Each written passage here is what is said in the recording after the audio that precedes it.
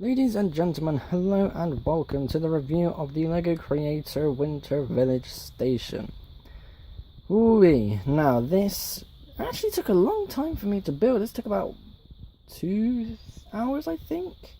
Then again, whenever I build something with instructions, I am very slow. But, this is actually a little bit more complicated than I first encountered.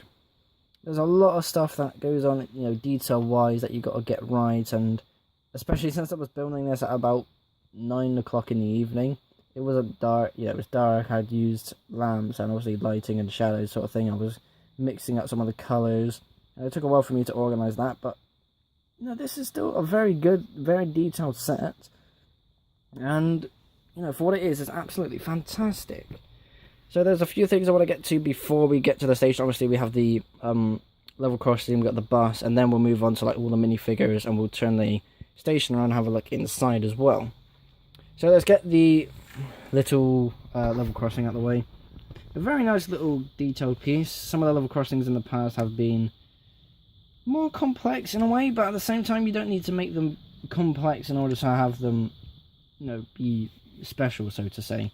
What I mean is, I'm thinking back to the Lego City level crossing that was out about 5 years ago. It was at the same time of the red passenger train and the yellow diesel set.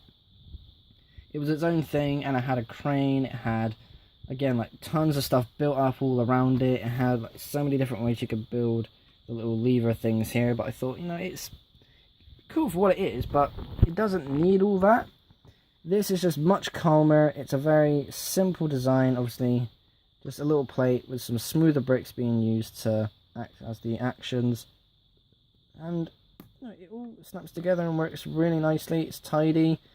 Obviously with the curved little snow pieces on the side as well. Oh, pardon me. So yeah, the snow pieces on the side do look really nice. Obviously brings up the kind of tidiness because they're all curved. It's good. It's really good for what it is. Again, it doesn't need to be overly complicated. I like the use of the black pieces instead of like light grey or even dark grey, because the contrast between the two greys of the track and the brick would be a bit annoying to look at, or it is to me at least. So using black, just straight up dark, and also white as well, so that massive contrast between the two colours. Very cool, very nice to look at as well. And just a simple level crossing design. One thing to mention before we go, there is a sticker road sign, of course, that is used, and I think this is pretty nice. I mean, it's just a little pole on another piece as well, but I would imagine, they could see the level crossing coming when they noticed the track and the actual level crossing itself with all the action that's going on there. So I thought, if this was going to be anywhere, this would have to be about, like, there or something. I don't know.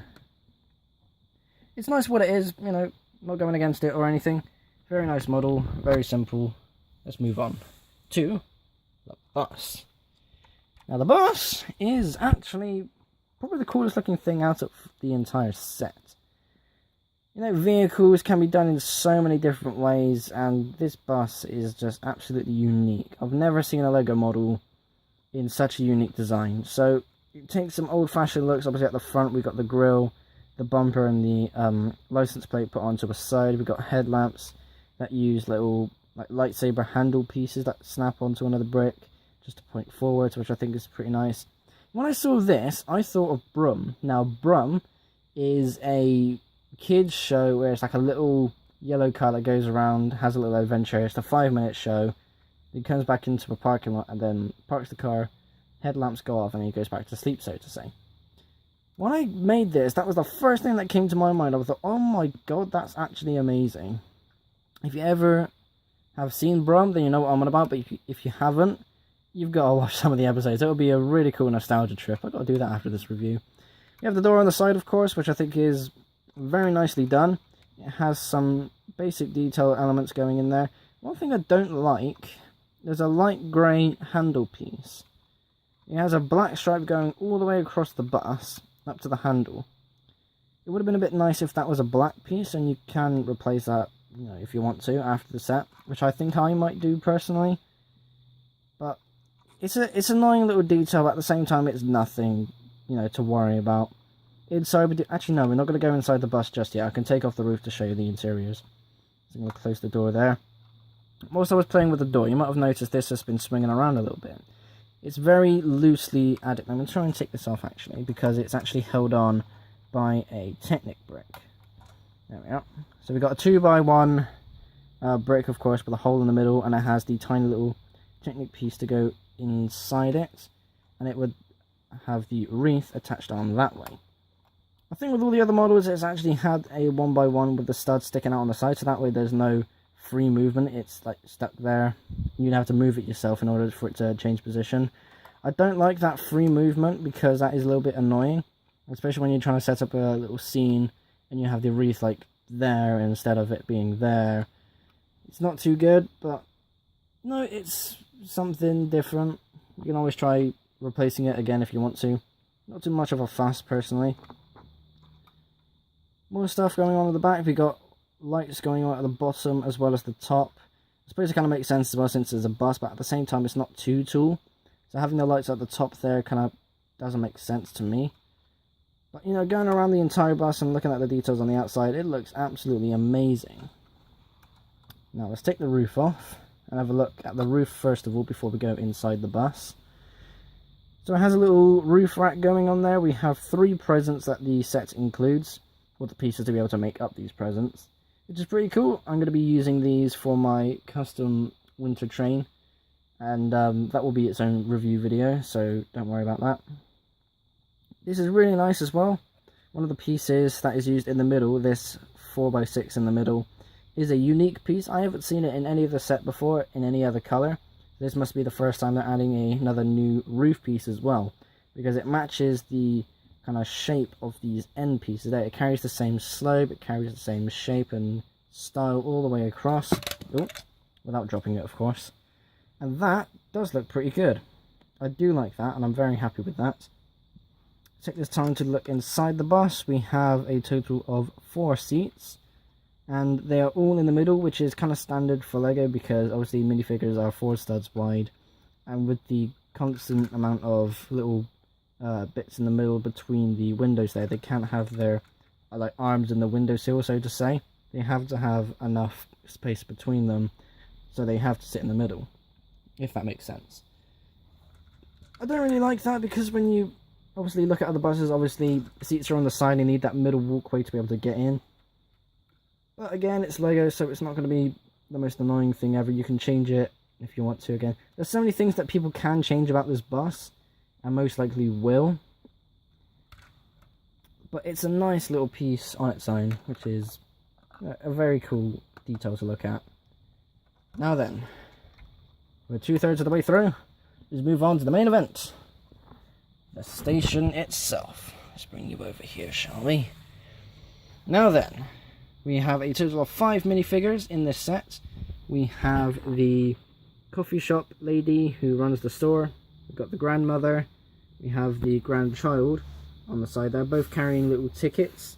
They are little 2x1 tiles which say ticket on the side. Oh, come on, bloody camera. There we go. You can see ticket just along at the middle of the screen there. Obviously, what the minifigure is holding, which is pretty cool. We have the station master and the bus driver. 5 minifigures. It is not too bad to have that many, but at the same time, I would have preferred if there was a few more like passengers. Obviously, because it's a train station as well. There's a bus service and there's going to be a train arriving. But at the same time, you need to pay £75 for the train set. So that's a sneaky way of saying if you want this and you want the train spot, you have to buy the train separately, obviously. So well done, Lego. Very sneaky, very clever. Then again, I did buy 2 of them this year, so I suppose it did work. So for the outside, it looks absolutely amazing. It looks like one of the modular buildings, so to say. It takes some of the kind of details and the design aspects from the modular buildings, especially like the roof, where it's not these like solid slopes that go all the way down. It actually takes a plate tile and angles it, which I think is pretty good. It's done the same thing for the roof ones as well, on the top of the kind of clock tower, so to say. These clocks are actually very nice. They're printed bricks, and if anybody has any of the Marvel superhero sets, the Captain America shield is the same element used for these clock faces, and it's snapped onto a little hook piece between a 2x1 window, which is actually very clever. I do like that building aspect.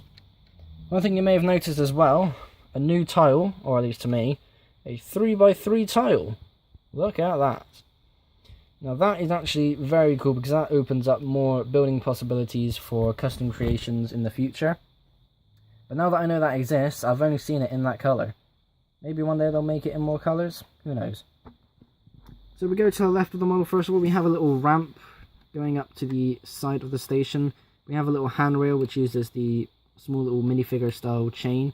This is mainly used for something like nunchucks, like with the Ninjago sets, which I think is pretty clever. A little letterbox to the side as well, with a letter to Santa inside. Here's to hoping he gets it on time. These lamps, my god, these lamps are amazing.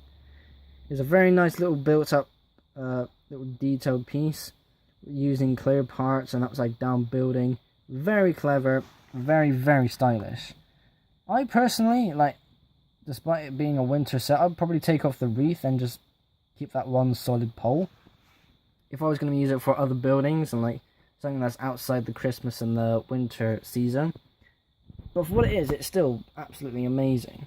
Going to the right of the station, we can see a little kind of window to see inside the shop going on there. We have a little newspaper stand, of course. These are stuck to the little kind of plate to hold them up.